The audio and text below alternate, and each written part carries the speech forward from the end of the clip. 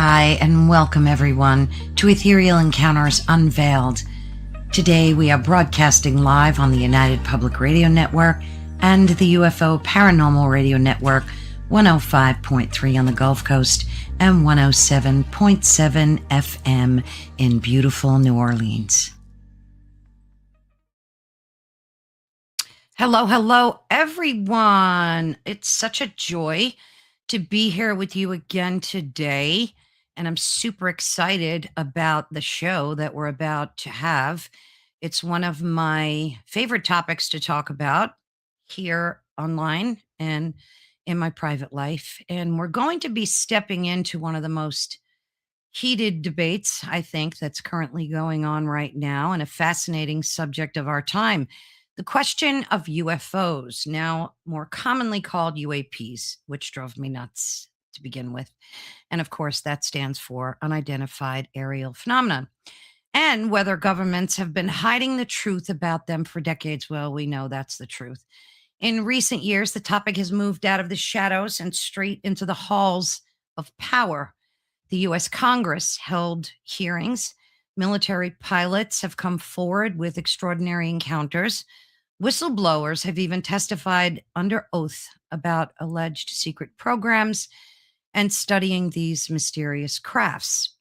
What was once dismissed as science fiction is now being discussed as a matter of national security, transparency, and potentially one of the most profound discoveries in human history, which is mind-boggling that you think we have to fight for disclosure for something like that. At the center of the push for answers is a man who has spent nearly 3 decades trying to bring this issue directly to Washington and more, much more.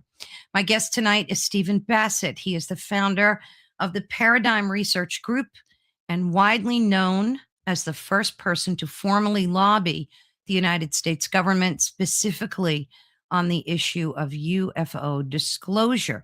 Since the mid-1990s, Stephen has worked to end what he calls a truth embargo, perfectly said, surrounding these extraterrestrial presence. He has organized major events such as the Citizens Hearing on Disclosure in Washington.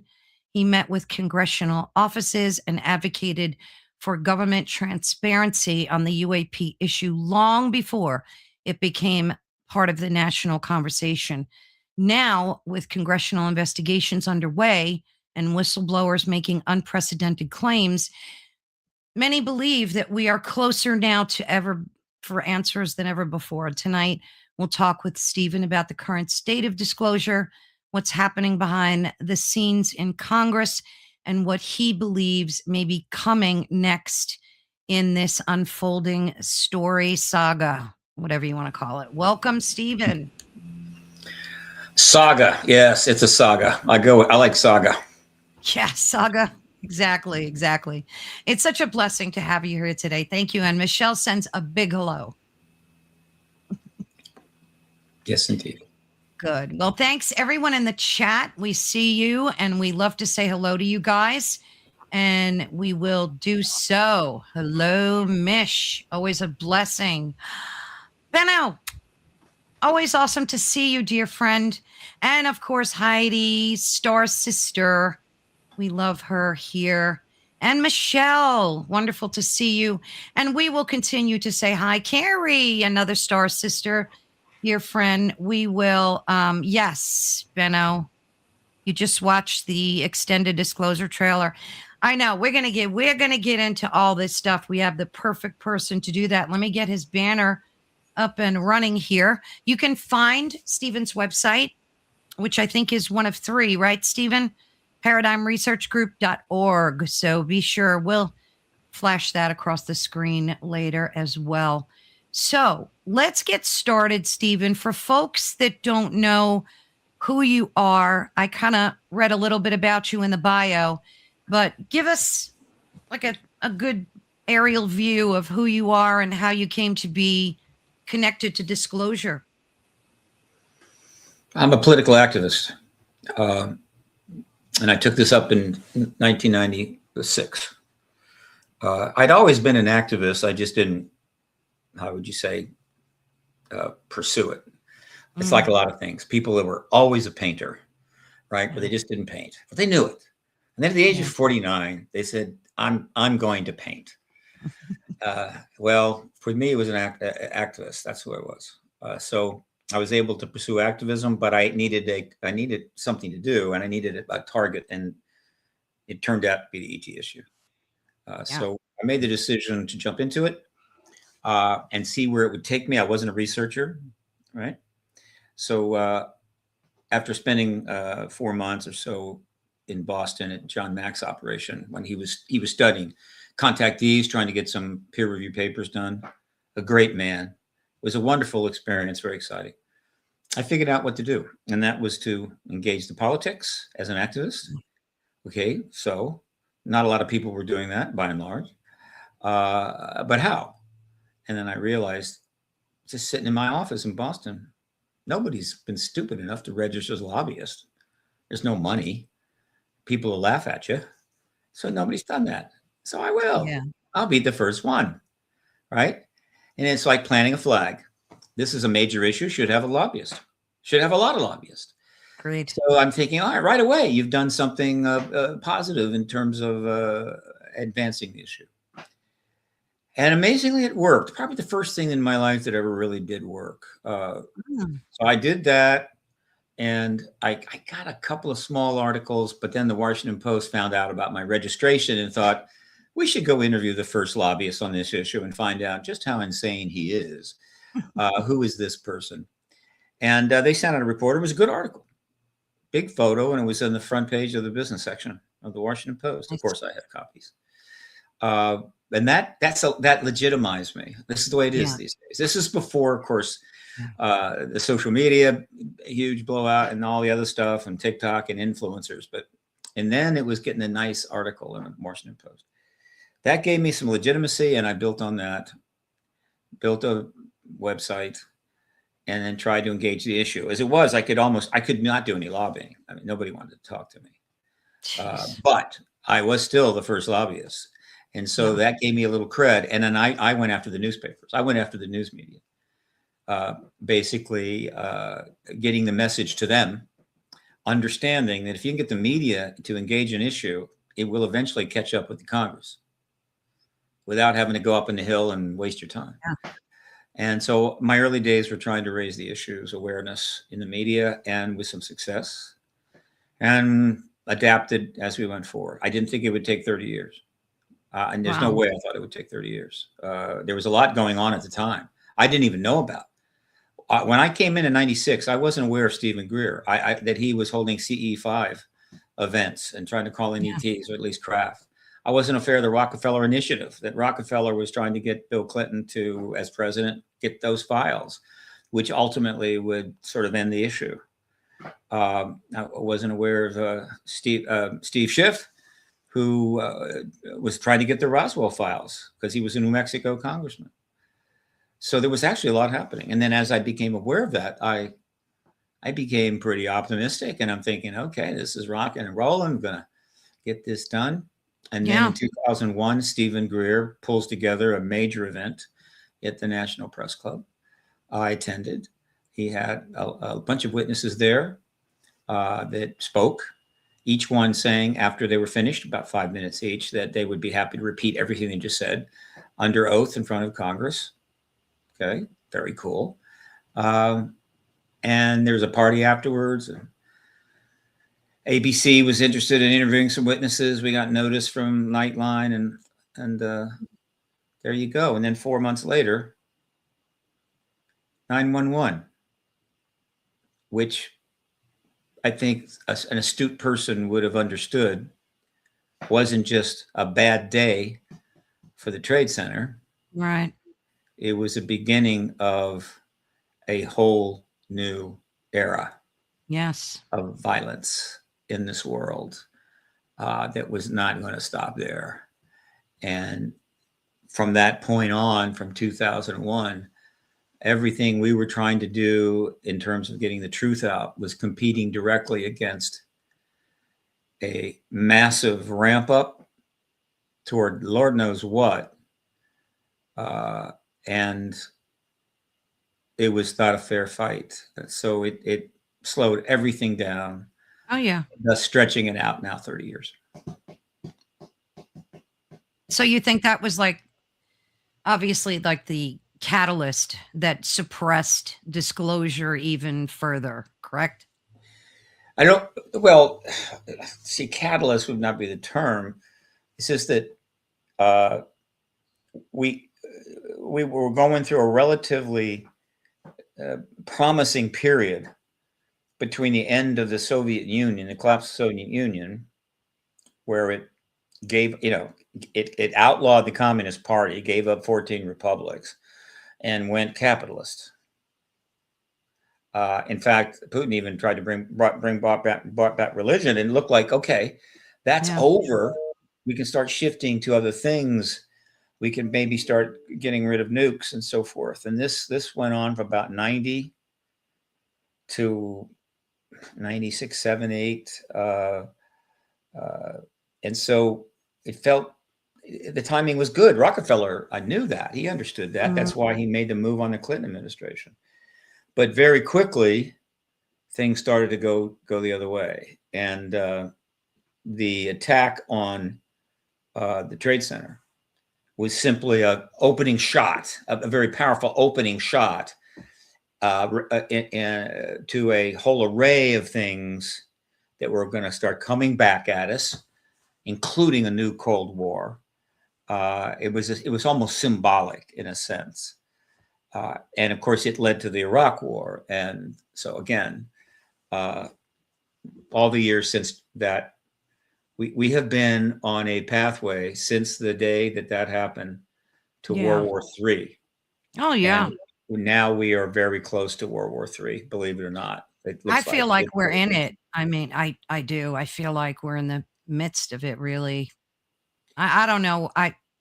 It just seems that way. Everybody says that, this could lead to it, but and Trump promises no more wars, and then we end up in this crappy situation again. Oh, it's going to be short. It's going to be short. I don't know. No one head of state can promise no more wars. Right. Again, are we in World War III? History will decide that. Yeah. We're not calling it that. However, we have a very, very detailed understanding of the origins of World War I, Yeah. everything that took place. We have a deep understanding of the origins of World War II Hmm. because they happened in the 20th century, and we had better tech than, say, back in the 12th century, right? Oh, yeah. And so, more and more, if you were to AI, to what extent, a question along these lines, use Gemini on Google, is probably the best. To what extent are the events taking place right now worldwide pointing towards a World War III?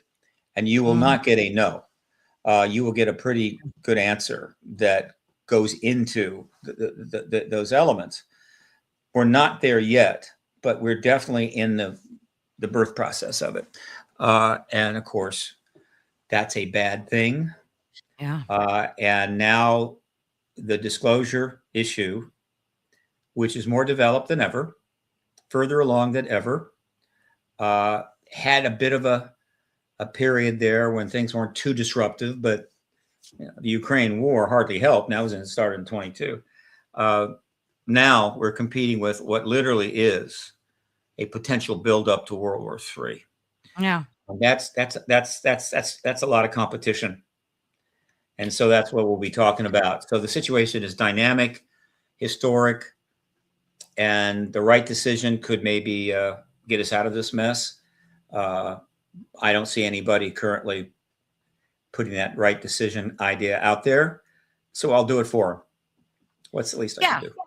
And I'm Yeah. not being That's paid what anything I'm for that. It's Yeah. actually just doing it for free. I don't know. It always seems like there's some reason why disclosure never comes to be. There's always some reason in the media. If it's not war, it's the Epstein file. It's just always something that seems to get in the way. Like when we had that drone situation take place. Now I live in Pennsylvania, very close to the New Jersey border, and I was able to see these drones coming and going. It was craziness. I took video of them and everything. That to me would have been the ideal time because everybody was freaking out. Everybody was buzzing. What are these drones? I mean, I think it would have been a perfect segue into some type of disclosure. Why it never happened. And, we were told, don't worry about it. It's nothing. It's nothing. Okay. Let's put it this way. Yeah. Any activist movement is at the mercy of history. History is a busy thing. There's a lot going on all the time. Now, the bigger your issue, right? I mean, if the activist movement you're involved in is, I don't know, blocking a pipeline coming down from Canada, whatever, one of those, not to make fun of that. It's a narrow issue. It's going to be less affected by history. But when you have an issue this big, there's a whole range of things that could happen around the world of historic proportions that could interfere. And that's just the luck of the draw. Yeah. And so these things are not happening to deliberately block disclosure by and large. However, they're happening, and it just makes it that harder. All right. So the Iraq War was one of the worst things for the disclosure movement. Really hurt it. So, of course, 911, and so forth. So, and it's easy to take it personal. I mean, I know a lot of colleagues that do that. Yeah, take it. This you're doing that to mess my work up. How dare you invade that country? Why didn't you just leave Ukraine alone? Because I'm trying to get disclosure, Vladimir. No, he didn't care. Just did it. So, but it's history. And we're operating history at the grandest level. So I've gotten used to it. And the net result is that we're 30 years on. But we are 7 years in the end game, which started in 17. And more has happened in those 7 years than the previous 70. And we are very close to disclosure. In fact, as I've said many times, enough has now been done that needed to be done for the president to do it without anybody going, what? Right. What? What's going on here? No, they've gone, oh, yeah, I've been hearing about that. So the platform has been built for the president to step up on and end the truth embargo by simply saying we're not alone. The only thing it's missing is the rest of the UAP Disclosure Act. Frankly, it'd be nice to have that. Maybe a little more witness protection. That legislature is actually in play. It's there. Yeah. And if we had disclosure, it could easily be passed in a week. In terms of public awareness, in terms of congressional awareness and so forth, we have it. So the president could disclose tomorrow. Keep that in mind as our discussion goes on. So that's a good thing. But then there's some bad things. Mm-hmm. Well, you commented on Donald Trump's recent statement pledging to ask all appropriate entities to release the UFO files, and that it marks a turning point, you said, because it represents a direct presidential promise to act rather than merely endorse these congressional efforts. So what do you think about that's like, why at that time couldn't he just say something like, let's just say we're not alone in the universe and the rest, stay tuned, will come to follow? Like, why couldn't he just admit that we're not alone in the universe? Well, that would be disclosure. And he's not ready to do that. Other stuff, the other congressional stuff can come whenever, but at least give us that. Well, as I say, he has the platform. He could do it. Nobody's going to think it's odd. He chose not to. But that was a very significant thing that happened. Yeah. I have my own interpretation. The principals are not going to talk about it, maybe ever. But Barack Obama was well aware of the whole disclosure process underway. He knows what's been going on. He's following it all. He knows how close we are. And I think he understands the connection to the nuclear arms race and the nuclear war. Mm-hmm. A lot of people don't know that they made a movie about that. He and his wife made a movie as Leave the World Behind. And it is about a nuclear war or nuclear attack, but it's clever, right? It's clever, but that's what it's about. And they're aware of this. Clinton could have been the disclosure president. She lost the election and time goes by. So he decided to do something which was rather clever. He's on a pretty strong talk show. Brian Taylor Cohen is got a huge following. I mean, he's good. Not as well known as Joe Rogan, but believe me, he's got a huge following, millions of subscribers, and he's on all the time. And so he gets to interview. And when you're that big, you get to interview Barack Obama. And for whatever reason, the question is, a fast question round or something. He gives, "Are aliens real?" I believe that was set up in advance. That was not an accident. Obama says, yes, they are, but they're not at Area 51. Now, right at that moment, something very important has happened. Remember, it's going to be filmed. It's going out to the world. He knows exactly that. Sure. So if he'd slipped up, right, saying, yes, they are, because he knows they are. He knows there's an extraterrestrial presence. I guarantee it. Okay. He could have immediately stepped back. In other words, he slipped up, right? So if he'd slipped up, he could have said, well, they're real. But I think there's real aliens out there somewhere, but they're not here. The distances are too great and what have you. But he didn't do that. He doubled down, right? He says, yeah, yes, they're real, but they're not at Area 51. He brings up Area 51. So what he's saying is they're real and they're real aliens, but not Area 51. They're somewhere else. But some people think they are, okay? But they're not, all right? Unless there's a conspiracy, a huge conspiracy to keep that from the president. So it wasn't clear whether that they were keeping from the president that the aliens were not at Area 51 or they were aliens. I don't know. But now he's doubled down again. And so essentially the whole thing ends up being a bomb dropped right into the blogosphere, and articles are covering it all over the world. I mean, all kinds of articles. Boom, shoom, right? Because I follow them. I actually have them logged on my website. I'm up to 17,000. I'm 300 behind because of everything else has happened, and so I got to log up 300 articles here when I get back to DC. It could be 400 by then. Whatever. The point is, huge amount of media. Now he's not the president, so he's not supposed to dabble in an issue that big and make a statement like that. He is not the president. That's the president's prerogative. And he knows it, but he broke that protocol for a reason. The next day, of course, he takes it back. So 24 hours later, he takes it back, which kind of takes him out of the protocol problem. Okay. Well, they can't get here from here, whatever the hell. That was annoying. But, however, the message was sent. The message of that slip up had one audience, and that was Donald Trump. And he got that message.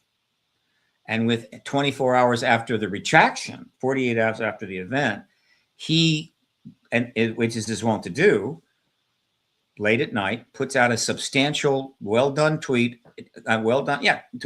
on social media, which with no typos, that he's going to ask for the files. He's going to, because he can do it, right? He has the highest clearance. Now, why did he do that? Okay. First of all, there's a whole process underway to get the files right now. There's legislation. Some files are coming forward. However, a presidential intervention could speed it up, though it might not be responsible. But the UAP Disclosure Act, by the way, Chuck and Mike, thanks for calling it the Disclosure Act. I appreciate that. The UAP Disclosure Act is, still needs more. It needs to be fully done, but what's done is a process that brings it forward in an organized, responsible way. And it needs to be organized and responsible as long as it is a steady flow of information is going to get it all out. A president demanding to get the files and using the president's status and classification as commander-in-chief is not orderly. It could get pretty chaotic. It could get pretty bizarre. But whatever, it's one way to do it. Yeah. And so he says, I'm going to order up the files. I do not think he understood the implications of that statement. He was simply responding to Obama, meaning I'm the one that's going to get the files. Right. Okay. But it's more than that. The message that his advisors would have gotten is not complicated. It's this: I, Barack Obama, former president of the United States, with a very, very strong and popular following, who the president hates, I don't think we need to elaborate on that. All right. Could end this embargo in a sense tomorrow unofficially. Right. In other words, I could just say, yeah, no, I was president, and I know enough from that my Yeah. time in office that we're not alone. Now, that is not disclosure as I defined it 25 years ago. Disclosure, formal confirmation must come from a head of state in order to have the effect that it must have, in order to take us forward the way it must do. But a former president doing it would still be significant, but it would not have the force that it needs until a actual president Yeah. does it. So what does that mean?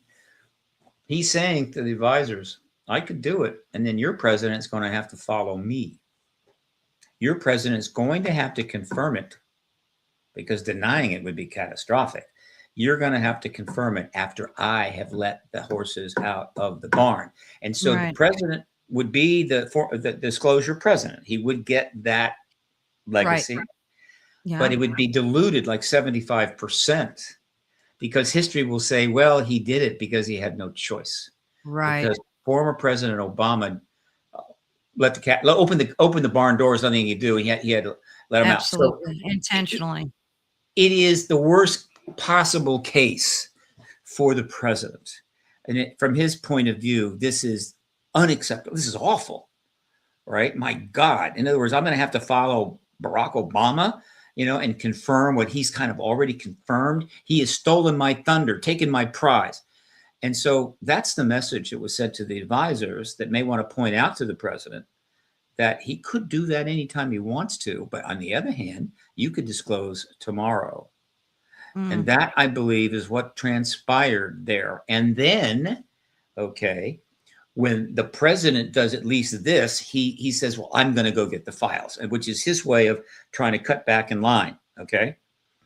Still not disclosure, but a strong statement. And guess what? That got a huge amount of news all around the world. Okay. And so the message to now the president and the advisors to the president is, what's stopping you? Right? Yeah. I mean, how many messages do you have to get that says, hey, exactly. this is the story? Yeah. It's still off the back of Barack Obama, though, because he can't, even though he took his statement back, he, like you said, it's anything Trump does is still going to be in second to what Barack said, right? A lot less, though. A lot less. Believe me, him saying they're real and then walking it back is one thing. Him actually going in front of a camera and saying, look, I can confirm there's an extraterrestrial presence based upon what I learned while I was president of the United States is another thing, right? The former takes a little edge off, but it's okay. President Trump will still be the disclosure president. But it's a message, it's a warning, it's clear. I hope the advisors are paying attention. Yeah. Because president could disclose tomorrow. It's the right thing to do. And there's other reasons why he needs to do it.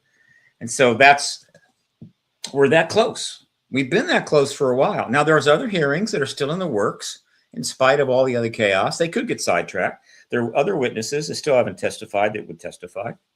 So the process continues, but we're running out of time, which I've been saying for 20 some years. That this is not we don't have an infinite time frame here. There's other things happening. So we're running out of time. And, well, we can talk about that. Yeah. As well. What about other countries? They seem to be all colluding together about this and not disclosing, like making sure that it's done maybe unilaterally. I don't know it, but I know other countries talk about it and admit it a lot more readily. Like, I mean, even Russia does. And I've heard a lot coming out of China where they admit openly that ET is real and exists. Does that matter in the scheme of things for us? Like, what if Putin came out and said, hey, ET is real and did what Trump should be doing? How would that affect us? If Putin were to disclose, that would be 10 times worse than Barack Obama disclosing. Putin is a head of state. That's Yeah, disclosure. That's the formal confirmation. absolutely. And he Absolutely. would get, as Chris Mellon recently wrote, perhaps the greatest, he would have executed perhaps the greatest act of any head of state in all of history. Right. And Donald Trump would get nothing. He'd get Zero. zero. No silver medal, right? Nothing. Right. What he would get is a huge amount of criticism pouring in from the American people. How is it that we're hearing that from Vladimir Putin and not from you? Yeah. Right. And so that is a catastrophe. Now, Putin has his own reasons for sitting back. Xi Jinping has his own reasons for sitting Yeah. back. But they could change their mind tomorrow. Presidential advisors. Sure. Yeah. The other heads of state, though, in the other countries have, I think, long ago made it clear that they're deferring to us. We go first. We're not gonna take that away from you. Wow. You are the leader of the free world. You are the most powerful nation in the world. You're the most powerful economy. We really don't want to cut in line and piss you off. It should come from you. And so far, they are holding with that. But that could change too. All right. There are a number of heads of state that could benefit greatly from that legacy. But so far, no. So the opportunity for our president to be disclosure president is increasingly getting smaller. It's hanging by a thread in a way. And so it's a question if somebody's got to get bold here, right? You know, want to be bold. Everybody's calling for boldness. Secretary of War is calling for boldness. President's calling for boldness. Well, here's some boldness. End the damn truth embargo. Take the legacy, take the history, and change the world. And don't feel bad that, you know, don't, and if other people are saying, why are you doing it? Right. The answer is simple. 13 other presidents of both parties didn't do it. They could have done it, but they didn't do it. And so I did. So too bad. I mean, Carrie makes a good point here. You know, she says that in her opinion, they're all Masons. Secret societies make vows of silence for hidden knowledge. It's bounded contracts. That's why we're all in the dark. I mean, and it's sad to say that might be in the realm of possibility. Why is all this political stuff always given first precedent over, you know, the 8+ billion humans that are on this planet and that deserve disclosure? Well, they're not all Masons. No, not all of them, but no, I'm they're sure not all Masons. No. The majority of them are not Masons. There are the secret societies, but overall, if you look at the globe and the number of leaders out there that are making decisions overall, it's not secret society stuff. That doesn't mean the secret societies don't have people. They have people in government, sure. Oh yeah, and they may have a point of view on this. Don't contribute. All right, but that's not the problem. Secrecy in general, the misuse of secrecy, rule by secrecy, is a big problem. But and secret societies are a part of that. Yeah. But the governments of the world are abusing secrecy. The United States is abusing secrecy as a matter of policy, not a matter of allegiance to some secret group.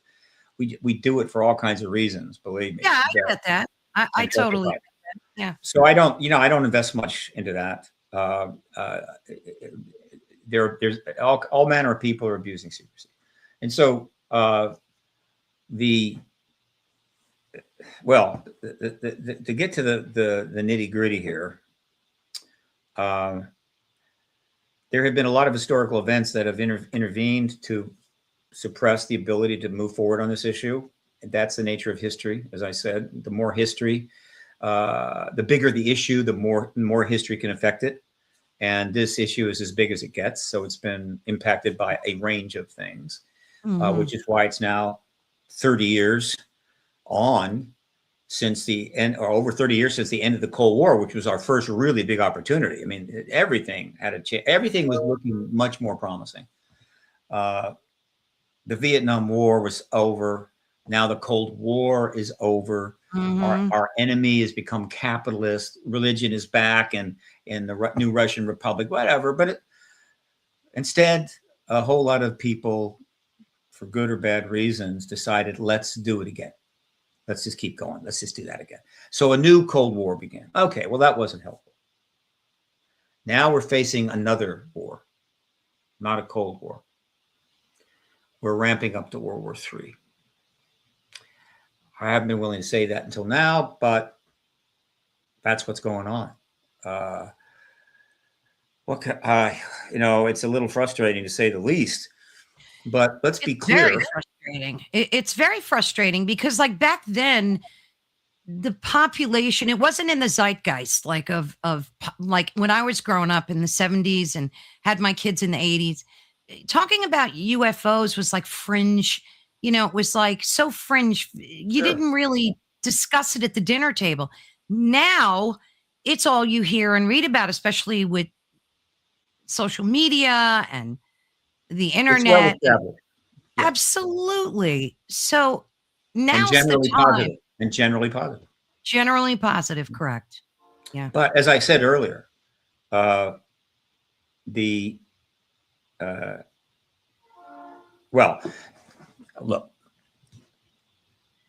and if you stop me, because I just did an interview just before yours, 2 hours, and so stop me No, if I've that's already perfect. said it. Okay. Yeah. We have a very clear understanding of the cause of World War I, the ramp up to World War I, all in great detail. It's 20th century. Yeah. And we have a detailed understanding of the ramp up to World War II. We understand it completely. And that is why it doesn't take a rocket scientist to know that now we are in the ramp up to World War III.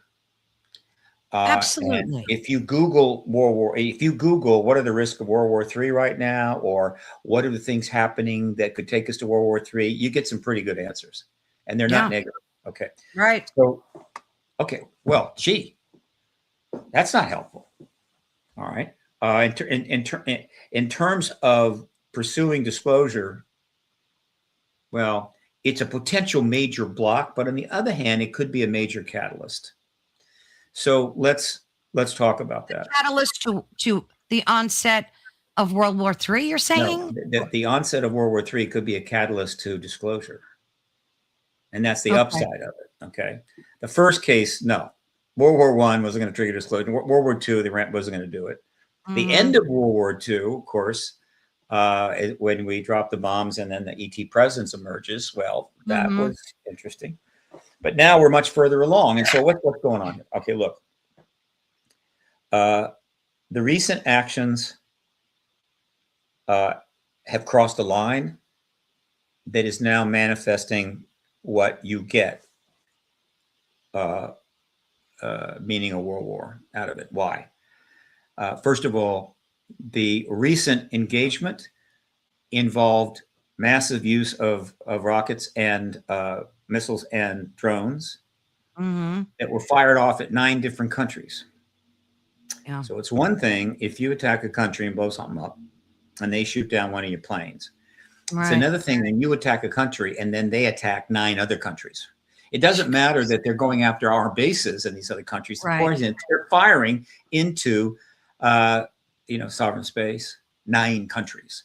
That is the kind of thing that moves you towards World War. All right. But there was there's a huge miscalculation that was done here. What can I say? I wasn't gamed out thoroughly. The supercomputer was broken that day, whatever, but they didn't they didn't understand how this might affect the state of Hormuz.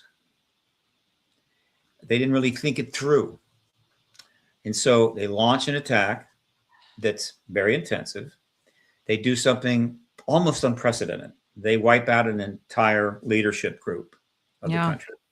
It's roughly the equivalent of someone coming over to the United States and blowing up the White House when the entire cabinet is there, and also a number of military advisors and so forth there for a big whatever the hell confab. Blew it all up, killed them all. There's a TV series about that. Yeah. So that's what we did. Okay. Well, that's one big matzo ball you just dropped into the soup there. Yeah. All right. And it was at a level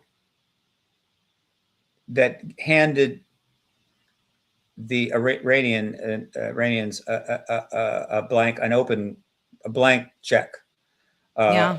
to then do whatever the hell they wanted to do. The first thing they did was essentially go after all of our bases with drones and what have you, firing them all. They also, landed some in some of the other Arab countries. Mm. Nothing huge, but nevertheless, uh, complete violations, basically acts of war. Every single one of those is an act of war to 8 other How countries. are they continuing to do that when Trump is making statements on the daily that we blew up their navy and they have no military and we practically the war's almost over because we wiped them out, and then they go and put his son in, Ayatollah's son in. So like, how are they continuing to have an army and power enough to be dropping bombs anywhere if Trump is correct? Well, I would rather not address the statements from the government and what they're saying. I'm only addressing what's happening, actually Yeah. happening. All right. And so, uh, what happens next? And what happens next is what they didn't properly think about, Mm. is that Iran has given itself, or been given, or given itself the license to shut down the state of Hormuz, the Strait of Yeah, Hormuz. which is I what they're mean, really doing. shut down. I mean, it has been shut down before Yeah. a couple of times, but it was, the issues were whatever, cut aside, deal, and then it's open again. Not this time. They are committed to literally shutting it down indefinitely. All right. So overnight, happened very fast. Uh, two oil tankers are blown up, on fire. All right. Mm. Uh, and the insurance company shut down immediately. All right. Which means that's not going to happen. But then the government, I think the US government did this, or one other, but maybe the US government or some entity basically said, okay, we'll insure you. In other words, okay, they won't do it, but we'll insure you. So when you get set on fire, we'll pay off the loss, right? Yeah. Yeah. Okay. So maybe a couple of tankers said, okay, well then now they're on fire. And I'll tell you, 4 more tankers, and that offer of backing them up with a net goes down the drain. Technically, Iran can shut it down indefinitely. Why?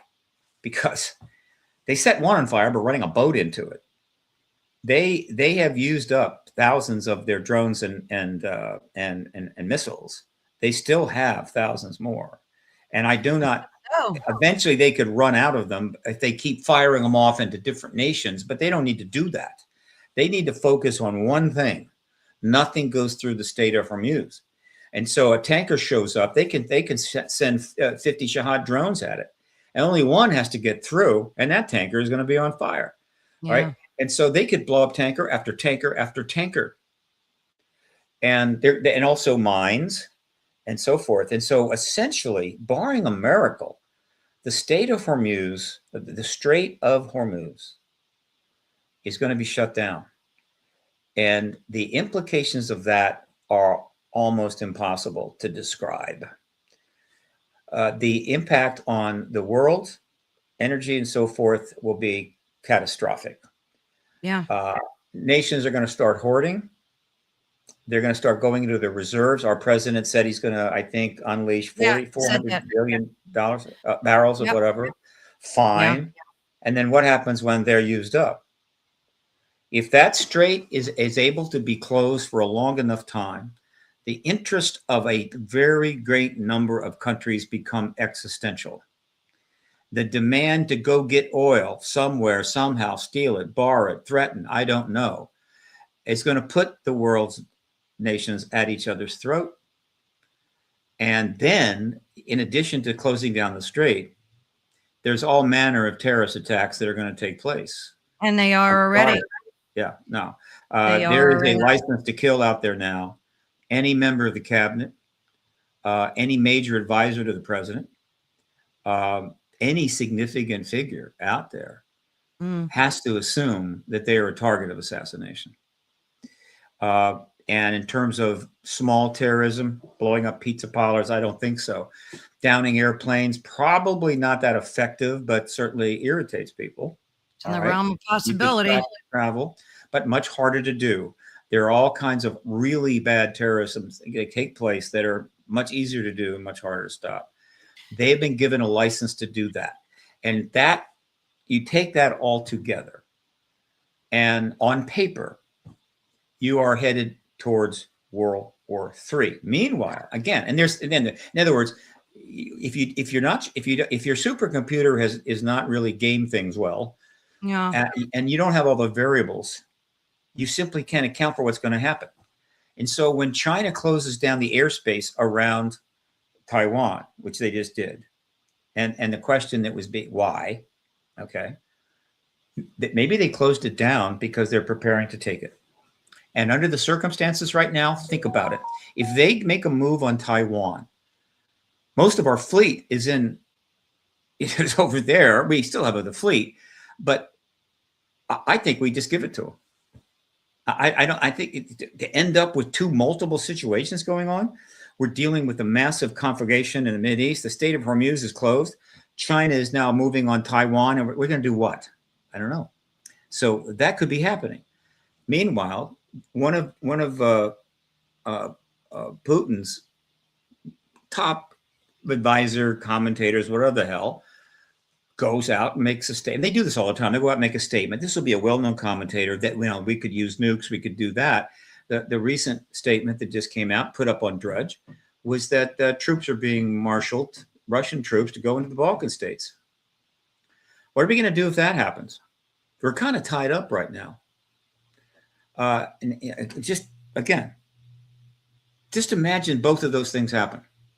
Totally independent of what's happening in the Middle East, which is simply the engine that's creating the uncertainties. Yeah.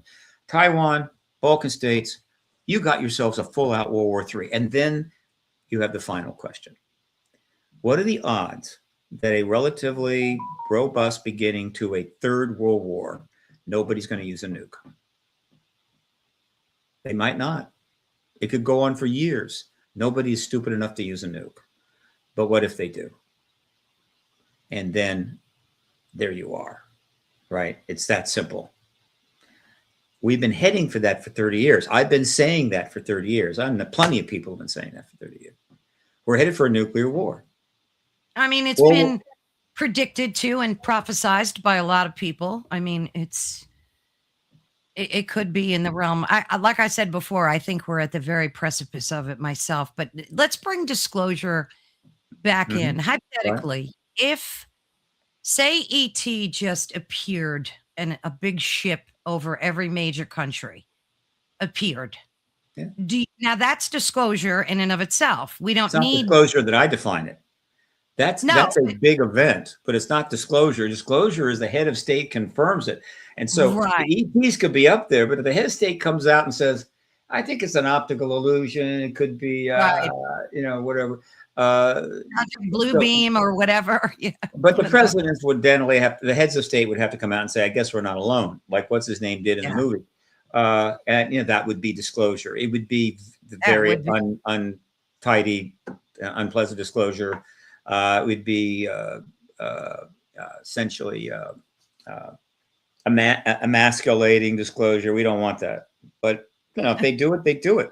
And if that gets us in the post-disclosure world, I'll take it. Right. Yeah. But here's the point that I was making earlier. The one possible ray of light in this latest human adventure into mass stupidity is that the president will be advised. And of course, I'm saying this, and I've already made this statement in 40 some podcasts in the last 3 or 4 months. And I'll keep making it, right? Little old me, 2 blocks from the White House. Now, I'd love to make it on Rogan, but I don't expect to get invited there anytime soon. But I figure if I hit enough podcasts, it'll leak in. So an advisor would hear this simple statement. Look, I don't know what your plans are in the Middle East. I don't know how you think that's going to go. I'm not sure what your plans are to deal with Taiwan or the Ukrainian war still underway. or your political problems. Yeah. I don't know what you can do there, but I know one thing you can do. Get the president out. Well, get the president in the Oval Office. Bring the cameras in, and have him disclose the ET presence. Right? We've already got enough. We want all the files, but we don't need all the files for the president to disclose. We don't No. need to be showing 3D, 4K photographs of dead aliens for the president. It's already pretty much confirmed. Get the president to disclose. All we get is the TikTok videos and these grainy orbs, and it's so frustrating. But they have the other stuff. So if anybody wants to question the president, right, assuming other heads of state don't follow right away, in which case I think most people go, he must be telling the truth. But at the other heads of state, just hold back. Hey, he just declassifies, 500 gun camera footages, 4K, whatever. He can't lose. He comes out and discloses. Now, why is that important? It's the only thing that could happen, short of, as you say, saucers over every city, right? Where people are, getting ready to launch, 500, Shahad, whatever the hell they call them, drones, and they're going, let's take a moment, right? What's going on here? But that's not going to happen. So he discloses. Okay. Now, in short order, the entire world knows it's not alone. And every leader in the world knows that. Every journalist knows it. And then they're going to take a moment and they're going to say, do we want to just continue this game that we're playing now that's ancient, it's been going on for thousands of years, and play this out, see where it goes? Could be World War III, could be a nuke used, whatever. More bombings, more drones flying all over the place, more threats, whatever the hell. And not just maybe call a truce, call a temporary truce. Let's just take a truce. Absolutely. Right now. Everybody stop. Or do we want to take a truce and look at this? And let's talk about this. Let's examine this. What else? What other heads of state are willing to confirm it? What can we know about this? What are the implications for us going forward? It's, nothing else could possibly trigger that. What could any head of state say, given what's going on right now, that would cause 9, 10, 12 nations that are already embroiled to some degree in the beginning of a world war to take a step back and take a pause? What? Nothing. Nothing can do it. We're now committed, literally, to World War III until certain entities are absolutely destroyed and are no longer there, and we can step back and go, okay, we dealt with that. Now let's all get along. I don't think that'll happen, though. I think once Trump is done with Iran, he's going to be going after other countries. I don't know. I just have a bad vibe about. I just don't think it's going to stop there. Well, no. Once Trump is done with Ukraine, he's going to go to the Balkans. He is. And with World War III, it's going to grow and grow and grow and grow. There's almost no limit. Once you go there, every grievance, every problem, every border issue in the world suddenly is now, it's like 1,000 volcanoes going active all at once. They've been dormant for years, and all of a sudden they're all blowing up. Yes. And that's going to lead to nukes. They're going to have to bring in nukes. So that's what we're facing. And to that, let me ask you this. We've had pretty believable stories about UAPs kind of disengaging or nullifying nukes. Shutting down the nuclear warheads, yes. Shutting down the missiles that carry the nuclear warheads. Right, that carry the nukes. Maybe the reason why ET is appearing with such veracity in the past 10 years is because they know what we're headed towards, and maybe they will intervene once they see the reality that nukes might be a very possible next step. Yeah, you read my book, except I haven't read a book. I haven't written a book. Absolutely. Absolutely. Yeah. They are the wild card here. Absolutely. And, will they intervene if we play this all the way out? I don't know. But who wants to gamble with the future of civilization like I that, know. when you have the means to step back yourself, meaning we just can't help ourselves, right? We're just going to keep doing this and blowing things up. The ETs will maybe step in and it'll be okay. But in the meantime, we got to do what we got to do, right? It's how we roll. I don't think so. I'm not gonna support that. You can't support that. No, However, you can't. yeah, I mean, but you humans can. are humans are so despicable that I don't think we'll ever stop having wars unless somebody does something so drastic. And I always pray that ET is that drastic measure. I just do. Well, you say that, but I know some entities that I think have stopped having wars. You know who they are? That have stopped having wars. Yeah, the Oh, the ETs. Greys. Yeah. ET. Yeah. You see, if they'd blown themselves up, annihilated their civilizations, or kept doing that, sending themselves Right. backward, they probably never would have been able to go to the stars. And so apparently they That's right. solved the problem of evolving on a planet, developing high technology, and not just using it to slaughter everybody. That doesn't mean they didn't go through, many world wars too, but eventually they solved it. More importantly, whatever they did, however they were able to become spacefaring entities, and they don't seem to be fighting with each other as near as I can tell. Wouldn't it be nice to be able to talk to them about that? Open contact, post-disclosure. Could you explain to us how you solve the problem that we can't seem to solve? And your life forms are getting, cooperating on your planet, Yeah. not being destructive. We could use some tips here. Oh my That would be kind of cool. It's so interesting how, in this community, you're hearing a lot about this United Federation of like out of Star Trek, the United Federation of planets or whatever. And who knows, maybe that's a real thing. Maybe there are supposedly people that are in communication with, I guess, the people that run it. I don't know. I don't follow it too closely. A lot of it seems like woo-woo to me, but there has to be some type of intervention to get humanity to stop this BS. Well, there is an intervention. The question is, what is the agenda and how Yeah. far are they willing to go? And I'm sure there's a federation out there, but that's Could not the be. one that we created, right? The one that we created is not that, I hope, because if you may remember, the United Federation, Galactic, what the hell it was always going where no man had gone before. Before, yeah. And with a great worldview on the ship, and people are getting along in a lot of ways and everything else. Yeah. And yet, in every single one of those shows, except for a few, they're blowing stuff up. Yeah. Right? They're blowing each other up. They had the same enemies, and they're blowing them up. And what happened? We lose ships. So it was basically war in space. So no, I do not think that is the kind of federation that is out there. And I don't think they call themselves the Galactic Federation. Or of course, they don't. But I like the fact that humans have tried to project that. They understand at some level that obviously that is there. And then, of course, they anthropomorphically make it weaponized and violent and all that stuff. Give us that's fine. But again, these other entities have been around longer.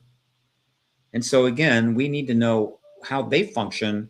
How did they get through what is probably a common problem to most life planets? You see, the physics is the same. The elements are the same.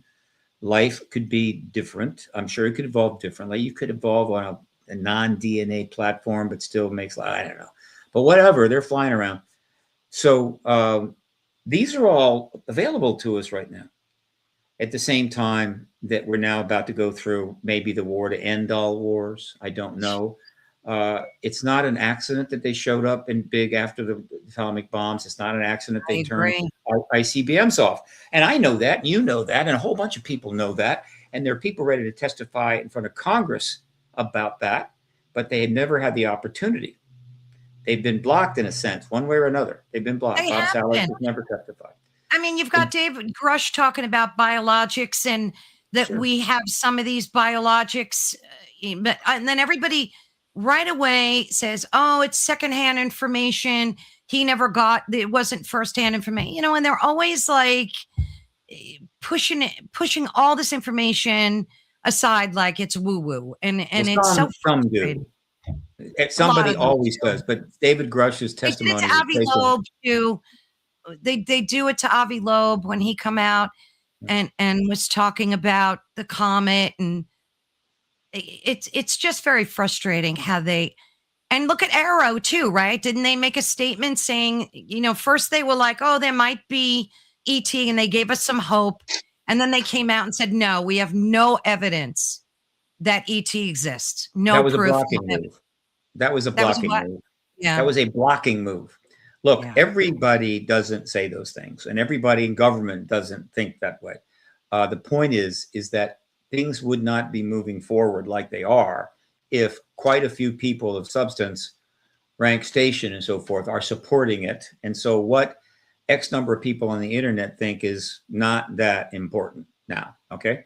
What about They that? can have those thoughts. What's her name? Paulina Luna, Anna Polina Luna.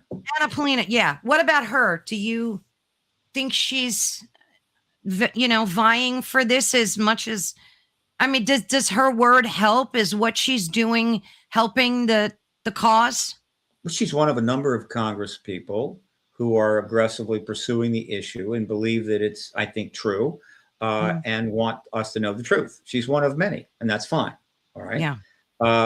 And so, without getting into the too granular, the point is the disclosure movement is okay, but right now somewhat stalled, but not totally, while other things are happening which were kind of inevitable that threaten it all. So right. now we're getting down to it. And as I can say, and I'll be saying this over and over again, the way it played out, and for those that don't like the players on the field, tough, okay, it's who's on the field when the World Series begins. You can't just go grab some other players from another team, bring them in, because I know these are better looking, right? No. These are the players on the field. Accept it. All right. And these are the ones that are going to make the decision how this goes. All right.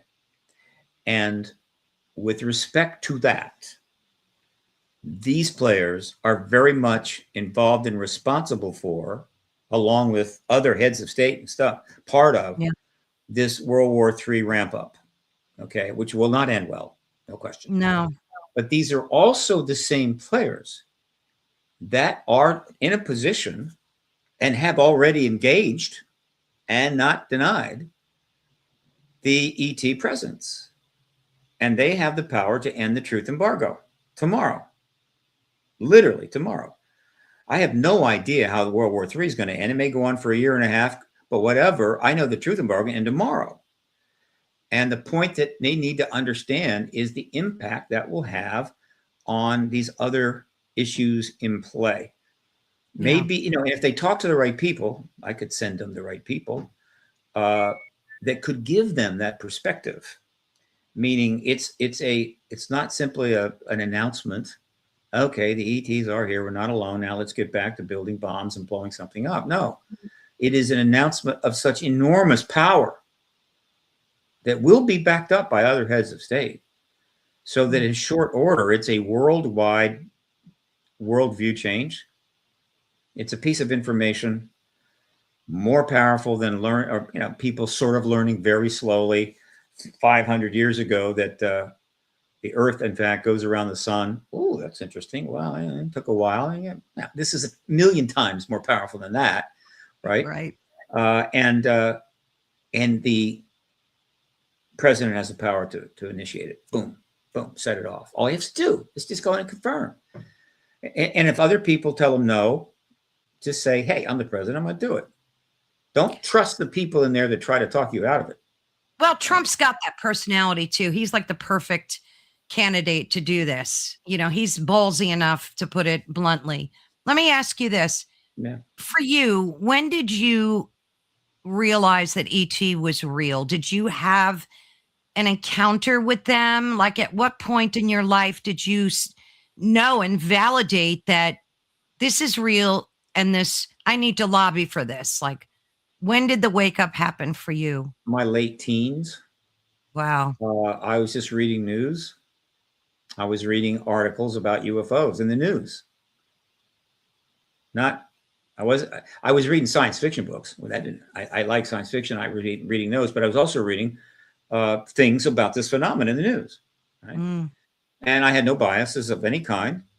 One of the most notable articles I read was the article about Betty and Barney Hill. Oh And when I yeah. read it, I concluded you had an encounter with ETs, extraterrestrials, right? In other words, for whatever reason, I had no built-in barrier to applying basic common sense to the reporting that was being done, and it was the legitimate reporting. They were just Mm. reporting. This is what was reported, and I concluded that that's extraterrestrials. That's really cool. I'm dying to learn more. I can't wait for the government to talk to me about that. Again, it wasn't.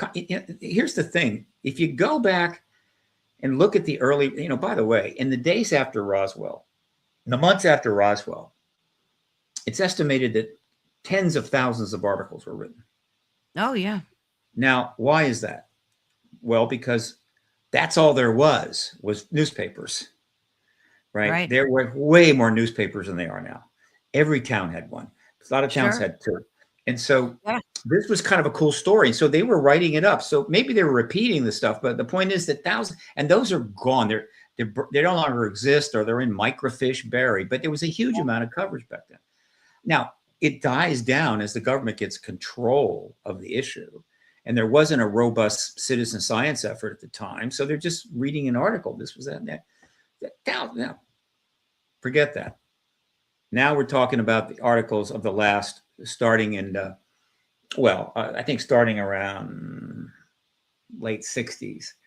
Mm-hmm. But if you go back, as you go back in time to read the articles further back, the 60s, maybe even the 50s, and you just apply common sense to them, you just apply simple common sense to them, you quickly arrive at the conclusion that there are extraterrestrials here. It's not that complicated, okay? The only reason why people were not able to apply common sense is the government deliberately interfered in the reasoning process. They deliberately complicated, undermined, distorted, polluted the whole arena so that you couldn't get the common sense in, Absolutely. right? Like they do to most things. I mean, Yeah. And so they blocked it. They blocked it. But in fact is, once you just strip that away and just go back and read it on its face, there it is. You don't have to be just a regular person and apply common sense. You're not yeah. alone. But if you see something that's obvious to you, but some very powerful entity that you have great respect for says, no, no, no, that's not what you saw. You saw something else. It's natural to defer to that, right? And that's a simple case, a simple example. And we do that all the time. Yeah. But in this case, it was not one or two people. It was millions of people seeing stuff. And the government spent a fortune convincing them they didn't see what they're going to see. Same with A waste of Rendlesham. money. Same with Rendlesham too. They did the same. They do it all the time. And I think after 2020, people woke up and they realized that their government is not necessarily their friend. A lot of people, went through cognitive dissonance and they just had a struggle with that. But I think it opened up the minds of many people that UFOs, UAPs, whatever, are real and that this information is being intentionally suppressed. And it's pissed off a lot of people. Yeah, I would modify that a little bit. People were losing faith in government long ago. The Absolutely. post-World War II, patriotism was strong, confidence was strong, trust was strong, and that resulted in an extraordinary, robust period in America, where we made enormous progress financially and so forth, because things got done. But then the Cold War and the ET issue, part of that vast classified arena that they felt compelled they had to build to protect themselves against the enemies, which also had massive secret clandestine arenas plus big weapons. They started to treat the public as children and lie at will, and that escalated. The Vietnam War brought that out, and it wasn't long in the 60s when a whole bunch of people hated the government, Right. didn't believe it, hated it, thought it was lying, corrupt, and so forth. And that continued to build, right? It didn't have much let up. So the dissatisfaction and lack of trust in government was already well underway and growing by the mid Absolutely. 60s. What changed as we enter the more recent era is that back in the 60s, you didn't have the internet. You didn't have any of this tech that Correct. connects Yeah. everybody with everybody. And so at some point, as the internet gets involved, in other words, when the internet comes on board in the late 90s, there's plenty of anger, distrust in government, plenty of it. Okay. Yeah. Yeah, Nixon stuff. You had Watergate. You had all this stuff, and of course you had the lies about the war and all this. People are really angry at the government, and they They don't are. trust it. Okay, fine, but the internet comes along, and now millions of people can share Yeah. their Game changer. distrust. Yeah. Okay, now you can communicate.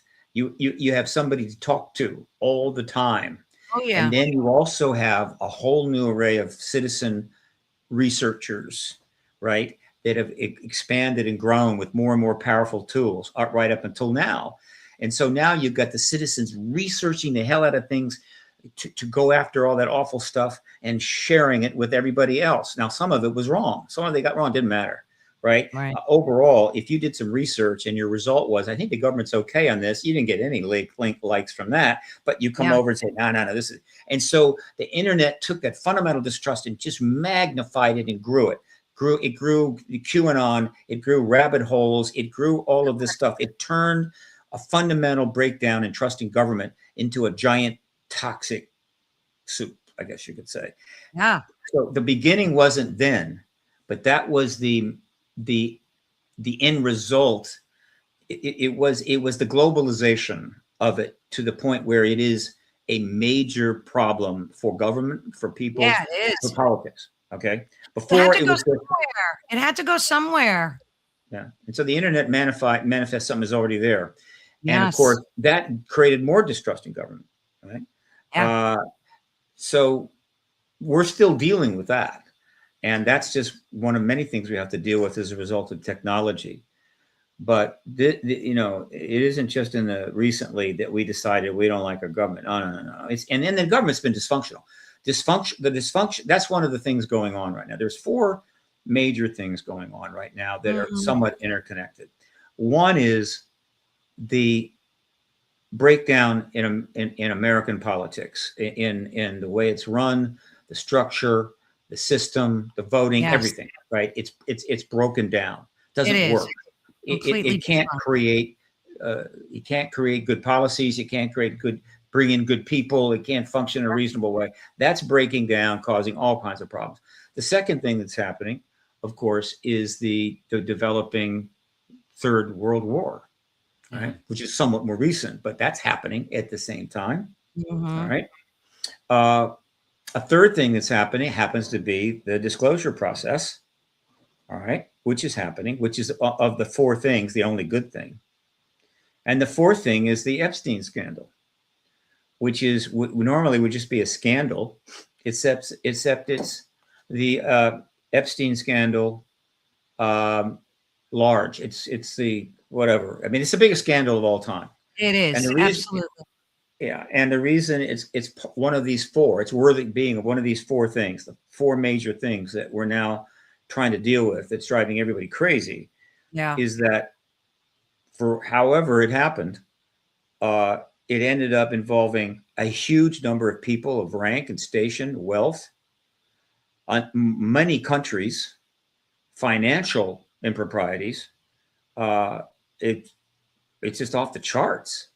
The capable of bringing down. I can't imagine how many people theoretically are going to end up resigning, committing suicide. This is only just getting started, unless they can get rid of the files. And then suddenly they just announce, we lost them.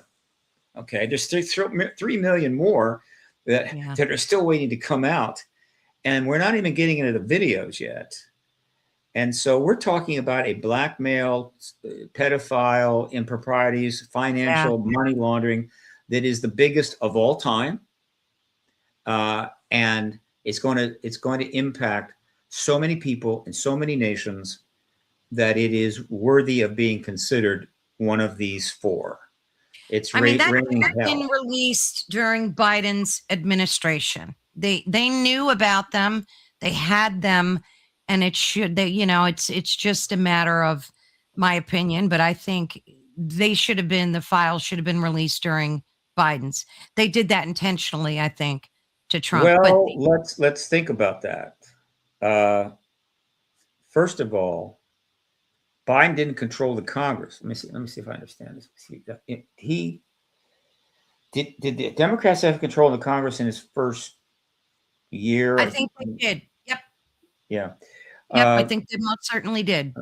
so here's these simplifications are always standard. They always turn up. But Biden comes into a very, very weird situation. Okay. Uh, he becomes president, and immediately there's a resurrection, insurrection, resurrection. Freudian slip. I wish there was. I was 10 blocks from it. You know, a Wow. massive mob tried to trash the entire Capitol, and we just think, doesn't that happen every day? No, it doesn't. And so right away, an insurrection is underway. Massive problem. Okay, huge upset. And so getting to regular business, trying to get to a normal state of business didn't happen right away at all. And then the political situation went toxic. And so now you've got the two parties at each other's throats in an even worse way. And the legitimacy of the election was challenged the entire time. And so the idea that the Obama administration was going to come in and start rattling the cages, shaking the trees, and getting things done, and this is going to happen, that's going to happen. They spent most of their time in administration holding off, the Huns at the gate. It was ugly. And I assure you that in general, anything the Democrats wanted to do, the Republicans were going to block it in any way they could. And in anything the Republicans want to do, the Dems are going to block it. Yeah, it's It a was, terrible game. Yeah. and so this idea that the situation on that the whole that oh gee, why didn't the Biden just dump it? No, it wasn't that easy. There was so much involved in getting to those files, and the situation was absolutely not conducive to it. However, the idea of why didn't you do it going to be used, going to be a classic excuse, classic thing. Use it. You could have done it. Why Yeah. didn't you do it? And ignore everything else. All right. And you could also say, oh, why didn't Trump do it in his first administration? Absolutely. You could absolutely say that. Sure. Absolutely. I Let mean, me ask you this. yeah, Do you think that, because this kind of gets me too, about these private defense contractors, right? Do you yeah, believe that they're holding some of the most important UAP evidence? Like, I think they're involved in so many black op ways. What's sure, your, yeah, absolutely. Yeah, they're part of the deal, right? I mean, we're not upset when they build our submarines or our bombers, right? It's like, hey, and we're not upset that they don't put out on the internet how they built them, right? Classified, deeply classified, go to yeah. jail for life kind of stuff. Oh, They yeah. build the weapons to protect us. And so the idea that they are doing classified research on ET stuff is not a stretch at all. In fact, it's required. Now, as it happens, you don't have a bunch of people constantly pressing the government to pressing the defense contractors to give out their secrets on how they build the bombers and the plane and the submarines. Right. Right? Nobody's doing that. Right. But just in case anybody did, they exempted them from FOIA. That's pretty reasonable. You can't have people filing endless FOIAs because they want to learn how the nuclear subs work. I mean, come on, not going to happen. However, it was convenient, given that they did exempt them from FOIs, that it was helpful and convenient that everything that was shoved into defense contractor world under massive classification status and NDAs was not even FOIable. And that was a benefit. It was a benefit to the truth embargo. The truth embargo has many things working for it, something working against it. And so there is tons of stuff that will ultimately come out of the defense contractor world. And then they also used another opportunity, another benefit based on the nature of the Atomic Energy Act to put a lot of stuff there because you couldn't penetrate that, right? Okay. Now, and then they put a lot of stuff underground. So, and they spent billions doing this, and they did it because they believe, and many still do, that us knowing that we're not alone is the most awful, damning, existential mistake that they could possibly make. What the And all I can say is their reasoning is wrong. Their motives are probably corrupt, and Absolutely. they're doing other things much worse than that that is putting us at risk. And so Absolutely. there you go.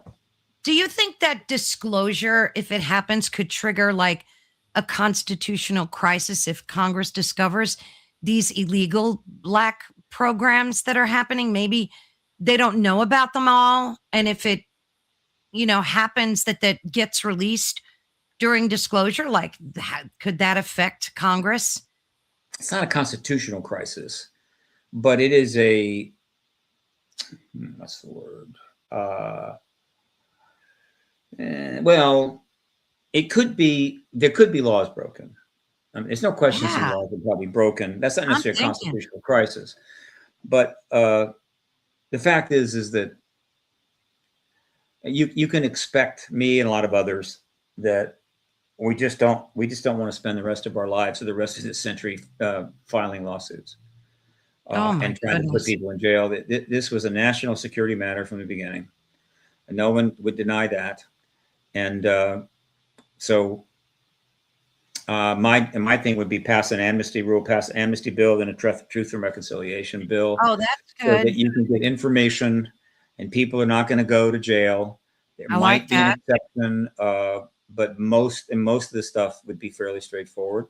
If somebody murdered somebody who was about to give out information under classified about ETs, Yeah. under the law, if in fact it was classified and at a certain level, technically they might have the right to do that.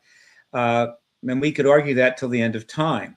God, that I'm gets not messy. aware of anything they've done so awful that could not be amnestied or truth and reconciled. And so that's Yeah. what we need to do and move on with civilization. Yeah, that sounds like a smart way to approach it. I mean, you've done so much over the past 30 years. You lobbied Congress since what, 1990s, 96? You're Again, let me running. help you there. I've Yeah. done almost no lobbying. Recently, I've done some. I was the first lobbyist to make a point to do Mm, something no one had done, to demonstrate that this was worthy of that. But I couldn't talk to anybody. They wouldn't talk to me. This is 1996, and I had yeah. no money, no connections, and no political clout. I put the marker down that also got me press and so forth. So it helped me to get going. Okay, Yeah, it was absolutely. a ploy, but I say this often, but I understand people. But no, I was the first lobbyist, but I didn't do much lobbying. Now, what I did was lobby the media. I really lobbied the media, right, which is easior to do than And lobbying smart. Congress, I assure you. And lobbying the media on an issue is Congress adjacent. The media covers something, people in Congress read it. That's the best I could do. And Yeah. recently, I've had a little more opportunity to go up in the hill and so forth. But and others now have moved in with much more money than I, and there's other lobbyists, and they have more influence. So I was the first one to lobby. I didn't do much lobbying, at least in the traditional sense, right? If somebody had gifted me, $1 million or $2 million back in Yeah. 1997, oh yeah, I would have been doing some lobbying. Okay, Sure. I would have been Absolutely. having some meetings, a couple of dinners. I Yep. hired my publicist friend who charges like 20,000 a month, no problem. Jeez. But hey, that didn't have that. Did the best I could. That's all right. You did a lot of good work. And I have to ask you this because every time I talk to people in this arena, I always like to get their take on it. If disclosure, full disclosure happened tomorrow, like either aliens appearing in the sky, ships, whatever, or the president giving us full disclosure, what do you think that would look like? How do you think the masses would react? I've had quite interesting answers and I'm itching to hear yours. Well, I can't let's don't talk about saucers turning up all over the place. Uh, Okay. it's not going to happen. Obviously, a lot of people would be upset by that, right? Yeah. And maybe even do stupid things, but that's the probability is low. The probability of disclosure from the president is high, Okay. and so uh, I'll give you my scenario. I've done this many times. Happy to do it. Love to do it. Yes. It won't be pre-announced. Okay. In other words, there won't be. The president will be addressing the nation on April 26th regarding the presence of extraterrestrials. No, not going to do that. There will be an announcement. The president's going to make an important address. Yeah. Okay. If there's and hopefully it won't get leaked, but it might. But even if it gets leaked, most people won't blow it off. They say that's just a rumor. Everybody, all the ET lovers, they're thinking it's going to be that. That's what they're saying. But so and also it'll be quickly. They'll make the decision and they'll act quickly. They won't sit on it for months because that's Right. not in this day and age. And so, the idea of giving announcing it on July the 8th on the anniversary of Roswell with a Yes, little I bit was of going to ask you about you that. generate a bigger audience. You could generate a huge Right. audience. There was something he might do it at the World Cup meeting, but this is kind of you get a bigger audience. Yeah, I get it, but it's not the way to go about it. It's a mistake. So because you're going to get an audience, okay, trust me. So it would be president's going to address there's plenty going on right now. World War III is happening. There's plenty of reasons to address the people, right? And so the president's going to address the nation from the Oval Office on such and such 9 o'clock I would do it on Friday night. Okay. But there's a case to be made for Monday, but it depends on how you look at it. And 9 o'clock. Now, given everything that's going on, the press is going to be covering it big time. All of the stations. And they may open up the international feeds so it goes through them, goes out to whatever. Sure thing. It'll be a good size audience. Okay. Plenty of millions of people. And the president just walks in, sits down, and if my advice would be very short. Don't get into the weeds. Don't get into explanations. Just give the basic statement. And the basic statement is easily a couple of minutes tops. All right. As president of the United States, I have access to any part of our military intelligence community classified program. I have been following, obviously, developments been going on in Congress, hearings, and what have you. Yeah. I've made a few necessary inquiries, and I can tell you this evening, as your president, that we do have technologically advanced non-humans bodies. We have craft that they have flown, right? And therefore, wherever they're from, on that basis, we're not alone. Now, you have a million questions. Those questions hopefully will get answered in time. The media knows where all the briefing rooms are at every one of the services and the Pentagon and the CIA. Go there tomorrow. Start asking your questions. Clearly, there's going to be more hearings coming up, and you can expect information there. As for me, it's been a long day. I'm going to retire and get some sleep, and then things will begin tomorrow.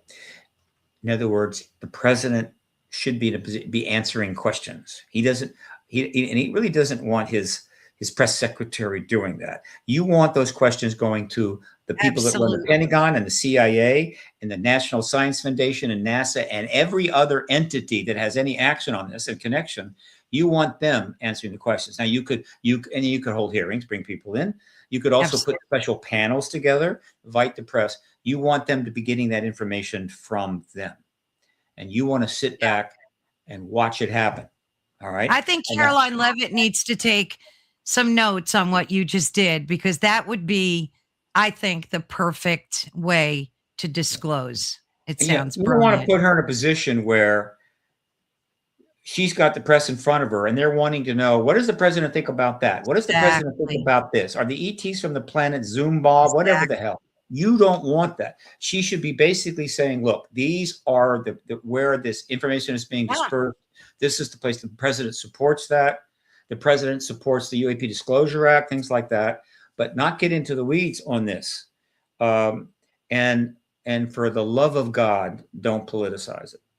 It is the one thing that is almost impossible to politicize. To the extent you keep it that way, I guarantee you'll have a much more pleasant time, and you'll have a plus, and you'll get a lot of good press, and you get a lot of good vibes if you do not politicize it. And so now we're in the post-disclosure world. All right, that's it. He has that legacy forever. He has enormous power, additional power that's been kind of put on his shoulders because he's done what no other president, head of state could do. Yes. Now, how do you then take that paradigm change early on and start to use it to cool down all of the And fire? there you go. That's correct. Right? That's correct. There's a lot of smart people available to him, people that have been in this field for years and years. Sure. They'd be happy to help, right? Don't go to some people over the Pentagon or some people at the State Department that just learn that there are ETs. What? I have no idea. No. He's got to go right to the community. Correct. Let the community help there. Bring them in, talk to them, give them jobs, whatever, and help to shape how are you going to take advantage of this paradigm shift to start quieting the waters, putting down the fires in a sense, so that we can have an opportunity to reassess policies and decide do we want to continue the way we've conducted our international. That's a good question. That's a good question. In light of this truth. Yes. How do you think the public will react? What do you think would be the most reaction? Will it be fear, anger, joy? Like, how do you see that playing out? There'll be a little of both, a little of everything. But the one thing you can count on, and this is a good thing, is that most of the entire world for the next weeks and months is going to be glued to their television sets and their computer. Yeah. When they're not on their television set, they're going to be on their computer. A lot of work may not get done.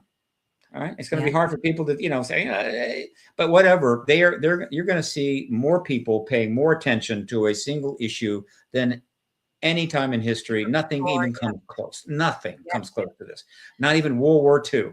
Right? The amount of people paying attention to World War II. What's going on? Got to get this, got to get. No, you didn't have the media to do it. Right? You didn't have 80-inch screens so they could, here's what's going on at the Battle of the Bulge, right? Oh, 3D, 4K. No. Now they have the means to follow and engage this unprecedented. And so they're going to be locked in, watching everything, withholding judgment probably. What's going on? What is it? What happened? And they will watch it for as long as they can and start developing their opinions. And so what people say, what government says, what military says afterwards, they're going to have hundreds of millions of people paying attention. So some jackass comes out with some cockamamie theory that they just came up with the night before, right? Yeah. That the ETs are going to demand 20% of all of our children to take away from the planet and develop somewhere else. That's somebody ridiculous. Will tackle that person, drag them back, put them in a straitjacket, and put them in a dark room until they come to their senses. Because the world, when that many people are watching this with that much intensity, this is a really bad time to play with the truth, right? Yeah. It's truth time at that point. Put the lies away, put them in a closet somewhere. But if you're going to go out and bullshit with an audience that size and the entire internet at their disposal, including AI, to immediately fact check you and cancel you in 20 minutes, don't do it. Go to all truth, total truth all the time.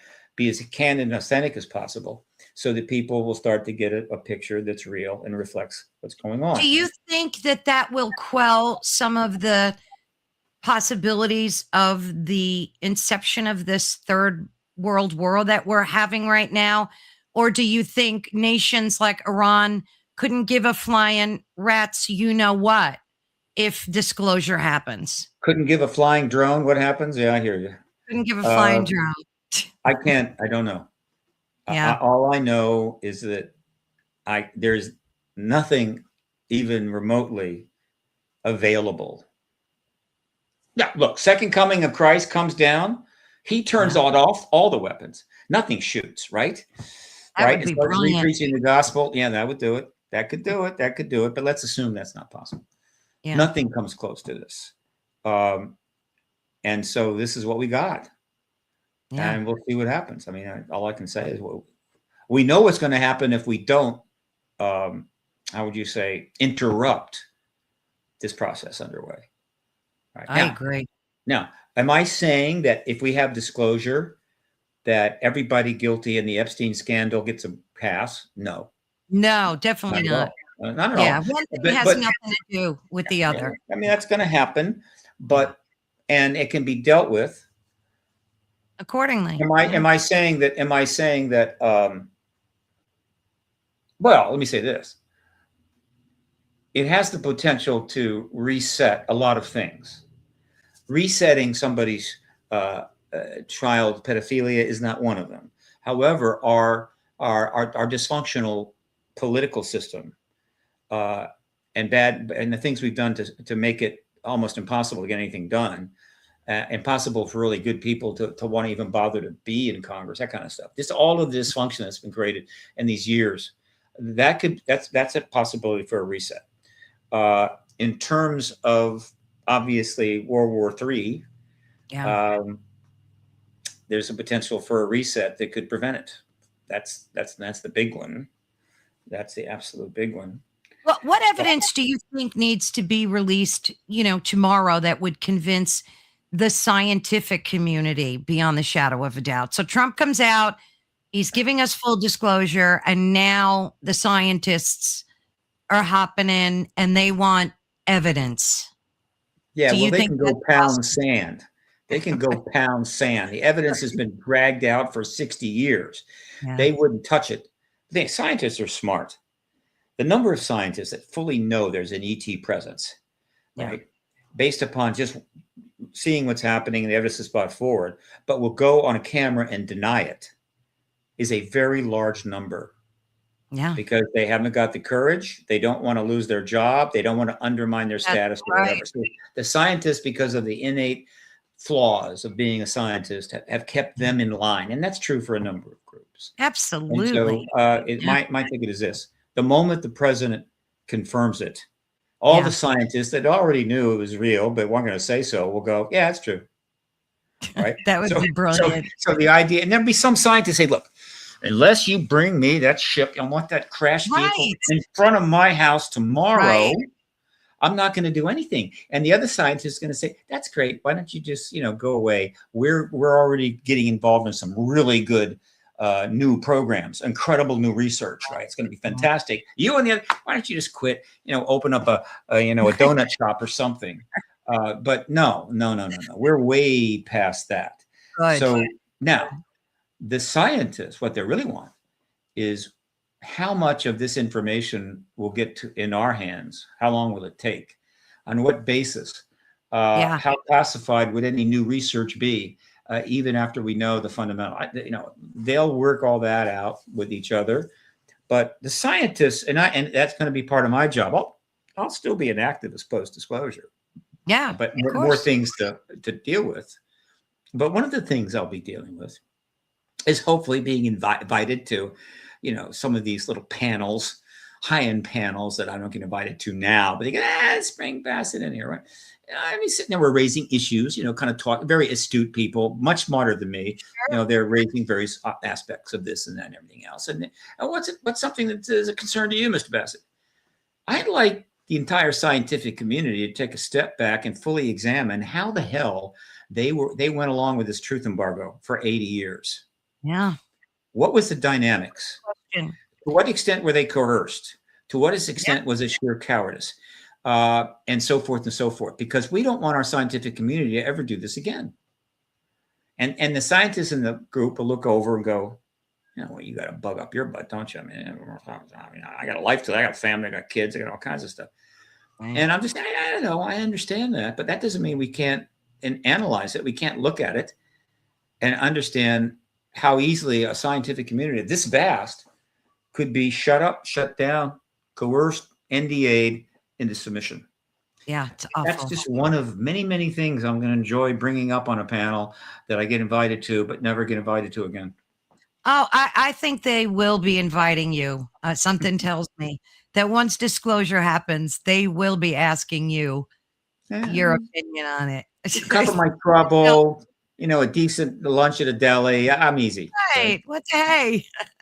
Well, Stephen, this has been riveting and amazing. And I have to ask you, will you come back? Because I literally have 3 pages of notes that I didn't even get to talk to you about. Come back. Look, no, I am the guy the podcasters can't get rid of.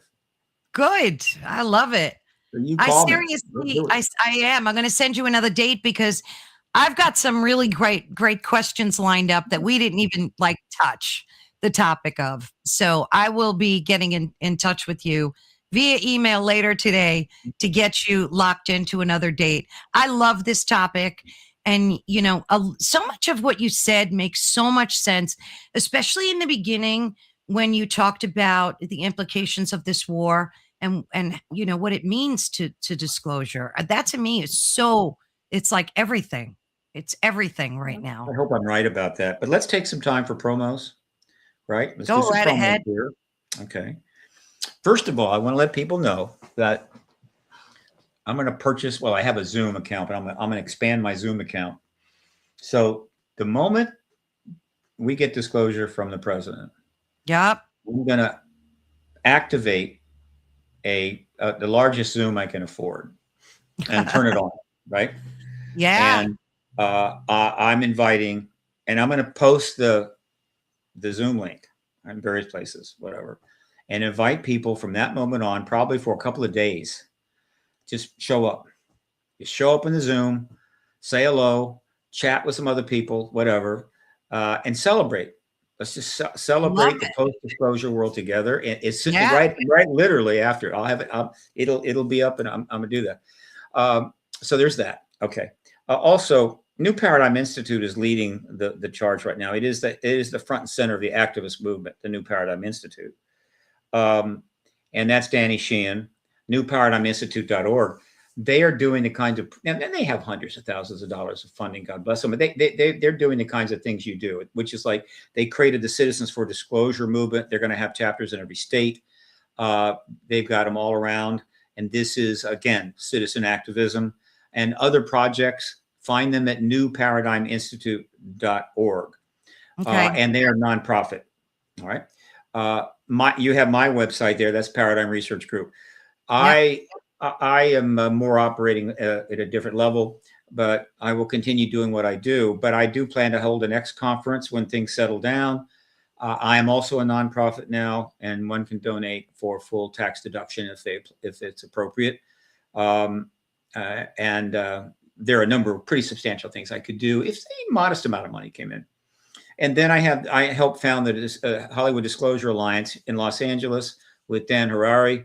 That is growing rapidly. It is a nonprofit networking entity, basically free. I mean, it's $50 dues. I mean, that's it. And it's a donation, but whatever. And the whole thing was set up in Hollywood as a free networking organization to network people that make content with people that are dealing with the UAP issue. And some are dealing with both. To get them find each other, right? Because you have the founding members list there. You can bring up supporting members. So we've got Hollywood founding members. That's content. That's all content people. And we have UAP founding members, and they are people that have been dealing with this issue in content, could be creating documentaries or research or even contactees, but people that are involved. I mean, it's just, they have to be kind of a serious involvement with it. We're up to 247 members. We have one Oscar winner. Okay. Wow. We have one major musician, Willie Nelson, recently joined. Oh, wow. We expect to get some more Oscar people soon, but not that that's a big deal. I'm just saying that we are a serious organization and we're already helping people to create content. Now, we are just a networking group. We don't get a piece of any action. We don't get any action at all. We're not producing it. People that belong to us may be involved in producing and directing or Right. creating, but Yep. and New Paradigm Institute, the Hollywood Disclosure Alliance just facilitates networking. Okay. And to the extent we get some generous funding, tax deductible funding, there are a lot of events and things we could do that would be very powerful networking. Yeah. And that's how we would, but we're not in the business to make money from deals. Now, Right. anybody that's a member gets into, they could make money from deal. That's wonderful, right? But that's their money, their deal. We're just a nonprofit networking entity, unique. There's only one other entity out there that's like this, and that's called the Wow. Environmental Media Association. It's been around a lot longer. It was launched with millions of dollars, no big deal. We're kind of like that, but in our own special way. So that is something that is also worth funding. Hollywood Disclosure Alliance. And the other groups that have formed, like the Soul Foundation, that's a nonprofit, the UAP Foundation, pretty sure it's a nonprofit or equivalent. Lordy, there's so many groups coming on. It's hard to keep track, though I do promote them on my email list. And I need people to join my email list. I need an easier way for them to do it. But you go to the website that you just showed, my website, it's up in the left corner, and you could subscribe to my email list. Okay. Okay. I really need people to follow me on X, right? At Steve Bassett, Paradigm Research Group. Search. Yeah.